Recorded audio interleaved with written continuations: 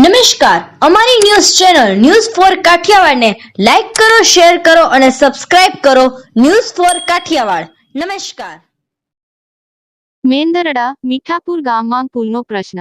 મીઠાપુર ગામના લોકો એક નાળા પર બનેલા પુલની સમસ્યા વિશે વાત કરી રહ્યા છે. ગામજનોના જણાવ્યા અનુસાર પુલની ડિઝાઇન અયોગ્ય છે અને તેના કારણે લોકોને ભારે મુશ્કેલીનો સામનો કરવો પડી રહ્યો છે.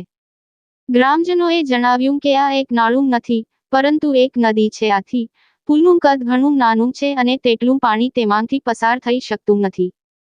ગ્રામજનો અને સરપંચે પુલ બનતા પહેલા અને બનતી વખતે પણ આ અંગે રજૂઆતો કરી હતી કે પુલની પહોળાઈ વધારવી જોઈએ, પરંતુ એન્જિનિયરોએ તેમની વાત ધ્યાનમાં લીધી ન હતી.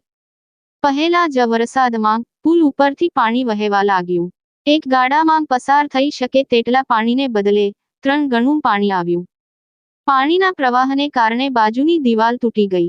જો કે સદનસીબે કોઈ જાનહાનિ થઈ ન હતી, પરંતુ મોટી દુર્ઘટના થતા રહી ગઈ.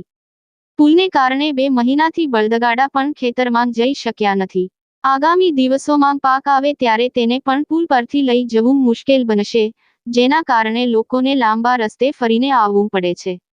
ગ્રામજનોની મુખ્ય માંગણી છે કે અહીં એક મોટો અને યોગ્ય પુલ બનાવવામાં આવે, જેથી લોકોને થતી મુશ્કેલીઓનો અંત આવે.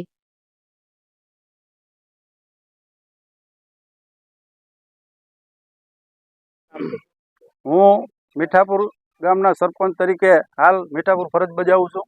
અમારે હમણાં ચોમાસા પહેલાં પુલ બનાવેલ ત્યારે ગામ લોકો અને મારી પણ સારી એવી રજૂઆત હતી કે ભાઈ અહીંયા પુષ્કળ પ્રમાણમાં પાણી આવે છે અને અહીંયા 3 ગાળાનો પુલ બનવો જોઈએ. એ ન બનતા અમે હમણાં ગત 20 તારીખે જે વરસાદ પડ્યો ત્યારે આજુબાજુ વિસ્તારને અને ખેડૂતોને ખૂબ જ મુશ્કેલીનો સામનો કરવો પડ્યો.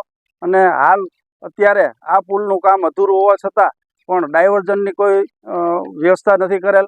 હાલ ડાયવર્ઝન પણ વોકડામાં હોય, એ ડાયવર્ઝન પણ પાકું કરવું પડે એમ હોય ત્યારે જ ખેડૂતો પોતાના ખેતરે જઈ શકે અને પોતાની જણસી ઘરે લઈ આવી શકે એવી પરિસ્થિતિ હાલ અહીંયા ઊભી છે.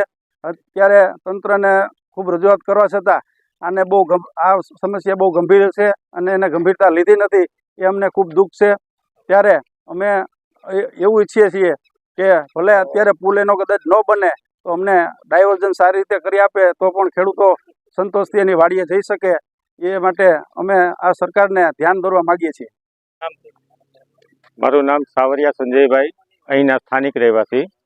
હવે જે અત્યારે જે પુલ બન્યો છે, જેની ડિઝાઇન તૈયાર થઈને આવી અને એક ગાડાની આવી, ખરેખર આ એક સામાન્ય વોપરું નથી, એ મોટી નદી છે. હવે અહીંયા એક ગાડાના પુલ આવ્યું, હવે એમાં પાણીનો અવર જવર થઈ શકે એમ નથી, જઈ શકે નથી.